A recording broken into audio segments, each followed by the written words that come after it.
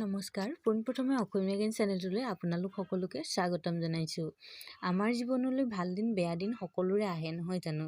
কেতিয়াবা যদি ভাল দিন কেতিয়াবা আকৌ বেয়া দিনো আহে। আজি আমি আলোচনা কৰিম ভাল দিন অহাৰ আগতে কি কি শুভ সংবাদে আমাক আধ্যাত্মিক বাৰ্তা দিয়ে তাৰ বিষয়ে। ব্যক্তি বিশেষৰ জীৱনলৈ ভাল দিন অথবা শুভ মুহূৰ্ত অহাৰ পূৰ্বে সংকেত ভগৱানে নিশ্চয়কৈ প্ৰেৰণ কৰে, কিন্তু এই সংকেতসমূহ মানুহে উপলব্ধি নকৰাৰ বাবেহে বঞ্চিত হ'ব লগা হয় শুভ দিন বা শুভ সংবাদৰ পৰা।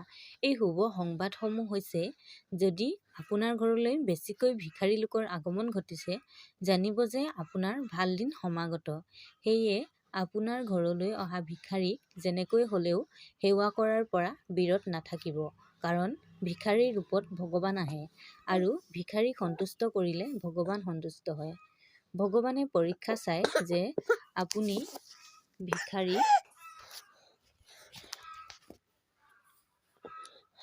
কেনে ব্যৱহাৰ কৰিছে, আৰু ভিখাৰীক ভালদৰে সন্তুষ্ট কৰিলে ঘৰৰ পৰা অপায় অমংগল দূৰ হয়।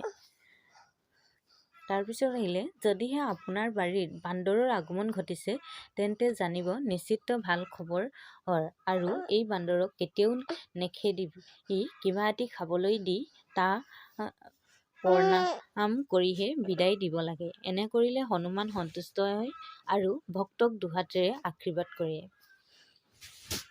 তাৰপিছত আহিলে, যদিহে আপুনি পাহাৰ পৰ্বত বগাই যোৱা সপোন দেখিছে, তেন্তে জানিব আপোনাৰ জীৱনৰ বেয়া আৰু অমংগল দিনবোৰ পাৰ হৈ গৈছে আৰু ভাল সময়ৰ আগমন ঘটিছে। আজিৰ ভিডিঅ'টো চাই বাৰু আপোনালোকে কেনেকুৱা পালে? যদি ভাল পালে লাইক কৰিব, শ্বেয়াৰ কৰিব আৰু এনেধৰণৰ অধিক ভিডিঅ' পাবলৈ চেনেলটো ছাবস্ক্ৰাইব কৰি ৰাখিব। ধন্যবাদ।